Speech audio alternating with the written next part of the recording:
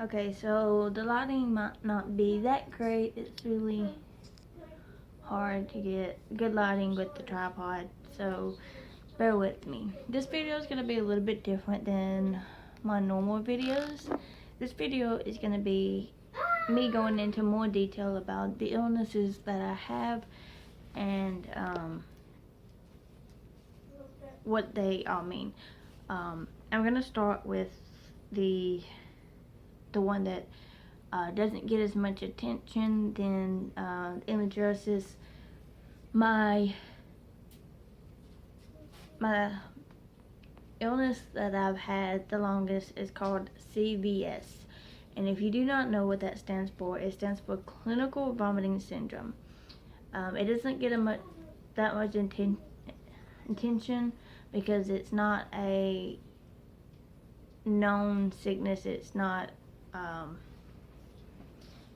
rare like endometriosis is.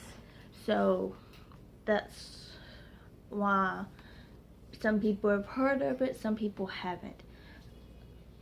Okay, when I was 12 years old, my aunt noticed that I was getting sick all the time and throwing up out of the blue. I would be fine and then I would get sick. So we didn't really know what was going on.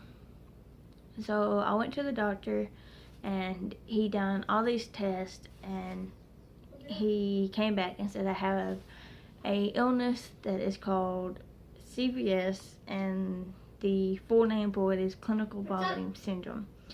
And what that means is I can get sick out of the blue.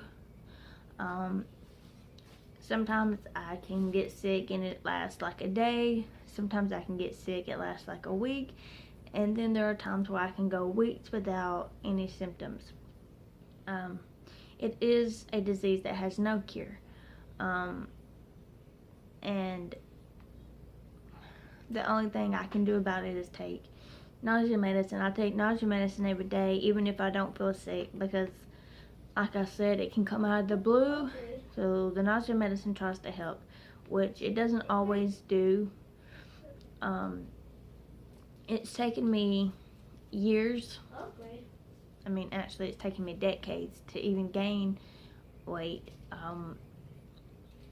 So growing up my whole life, people thought that I was anorexic because I was always so skinny, and people, in 4th, 5th, 6th, 7th, grade doesn't really understand what the illness is, which means it was really hard to explain to a bunch of young people what I had. Now, the older we got, it made it a little bit more easier because then they realized that it was the illness and it wasn't me being anorexic. So I was diagnosed with CVS when I was 12. So I've had it for pretty much my whole life, and that is what it is. It pretty much lasts your whole life. When I was 16, that's when I got pregnant with my first child, and that's when I started having these weird symptoms where I would go months without bleeding, and then I would go months with bleeding, but I was never diagnosed with endometriosis. And then when I got pregnant at 18, that's when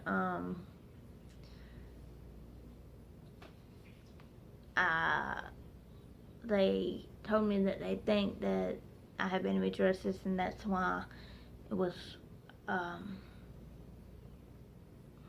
hard for me to get pregnant, and it could be difficult for me to carry a baby to full term.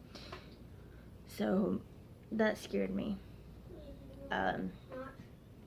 When I was 19, that's when I was actually diagnosed with endometriosis.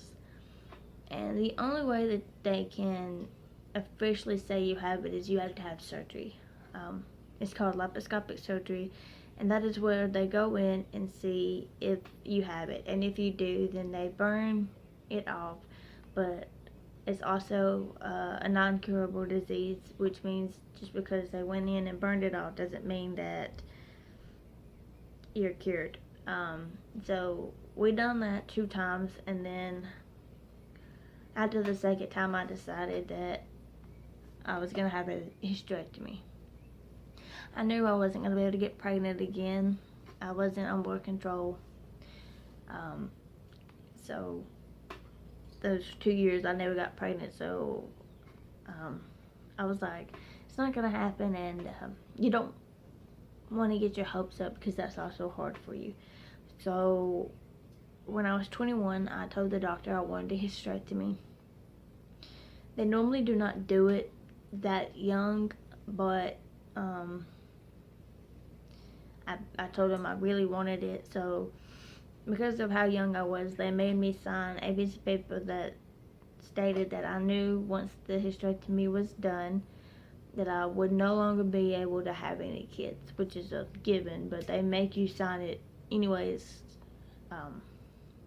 So they took out everything but my cervix. I still have my cervix. Some people don't, some people do. It varies. And after my hysterectomy, I thought, okay, good, I'm good. I won't hurt no more. Back then I did not know that endometriosis was a non-curable disease because I didn't know much about it. And when you look up stuff, on the internet, some things say this, some things say that, so you really don't know what to go off of. About 6 months after the hysterectomy, I started noticing that I was hurting a lot again, and the pain was the same pain from the endometriosis. So I went to the doctor and found out that after a hysterectomy, you're not supposed to take birth control for 6 months. That the reason why is so the endometriosis can officially die off. Well, my doctor put me on hormones a week after I had my hysterectomy. They put me on estrogen, which is the main birth control that can bring your endometriosis back. So I didn't know that. So at 7 months after my hysterectomy, I had another laparoscopic surgery where they went in and burned the endometriosis off. And then a little bit after that, I started noticing other symptoms that wasn't related to endometriosis. So I brought it up to my doctor, and he said it could be my gallbladder, but they would have to test it first. So I went to a specialist that specializes in that. They done a test and found out that my gallbladder was only functioning at 13%, which is very low. So I had gallbladder surgery in 2013. And then I started hurting again, and they went back in, done a laparoscopic surgery, but they also noticed that my appendix didn't look normal. So while they were in there, my doctor did tell me if he went in there and saw something out of the ordinary that he would take it out. But when I woke up from the surgery, I was in so much pain, and because I've had laparoscopic surgery so much before then, I was like, so did they just burn the endometriosis? And then I was just like, no, they also took your appendix out. I'm like, okay, so that's why I'm hurting so much. So the doctor came in and he told me that the reason he took it out was because it looked abnormal. It came back that it wasn't, but you know, I didn't mind. The doctor was being safe, on the safe side, so I didn't mind it. Mama! Do you know Bew? Bew. I want him next payday. Hey, Mama. Sorry about that. Kid doesn't really understand the concept of don't make noise while mommy's making a video.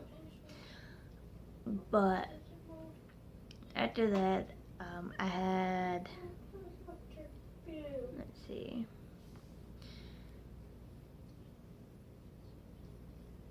I had 2 more laparoscopic surgeries after that. It's been,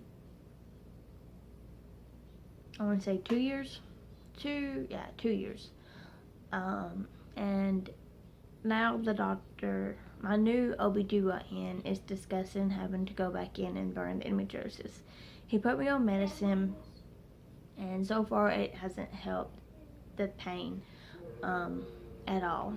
And also, about a year ago, I noticed that my sex drive went down, and that was weird to me. I'm 27. I was 26 at the time, and being on hormones is supposed to help keep your sex drive up. That's why you're on it, because without hormones, then you go into menopause. So I thought that was weird. I brought this up to my new doctor, and he put me on birth control to give me the estrogen that I needed, but also not give me too much. But it still hasn't worked, so he done blood work to see what exactly is going on, to check my hormone levels, so he would have a better understanding of what's going on. He done this last Friday, but I still haven't got my results back, which is a little annoying because I know they should be in by now. It's been over a week, and they should have had them back after 3 days, which I know that they didn't give me the results then because it was around the 4th of July, so I knew that, you know, they were closed, and all of that. But I've got to call back today and see if my results have come in, because I would really like to know exactly what's going on. But he also done blood work. We done all the blood work in one day. He is checking my brain hormones, and what that is your brain is supposed to send messages to your stomach hormones or something like that. And he checked my male hormones, and what that is testosterone. And then he is checking to make sure I don't have any problems with my thyroid, because that can also lower your sex drive. And then I had blood work drawn a month ago from my doctors at CED, and it did come back that my white blood count was high and my red blood count was low. He didn't seem worried about it. He said it could be because I am anemic, and it just could have made my blood work come back abnormal. But he did retest it just to be on the safe side, you know, just to make sure there isn't anything else going on. So that's pretty much what's been going on for the last 2 months. I've been in and out of the OB/GYN office, and now we're discussing surgery. Most doctors want to do it like a week after they discuss it, but Nick is on peak season at work, and which means he only gets 1 day off for the next 6. He only gets 1 day off a week for the next 6 weeks, and I can't really have surgery during that time because Christian will still be home from school, and I won't be able to do much, and it'll be really hard for me to look after him. And everything like that. So I probably won't be able to have my surgery till August. But sorry. But that's pretty much what's been going on. And I'm sorry this video was longer than normal. I feel like I've talked about my illnesses in a lot of videos, but I've never went into full detail about. I talked about my endometriosis a lot, but I don't really talk about CVS as much, because when I do talk about it, people are like, well, what's that, and how do I know if I have that? And the only way I know to say is it is a illness that you get when you're a kid. That's when it first pops up, and then it lasts all the way through adulthood. So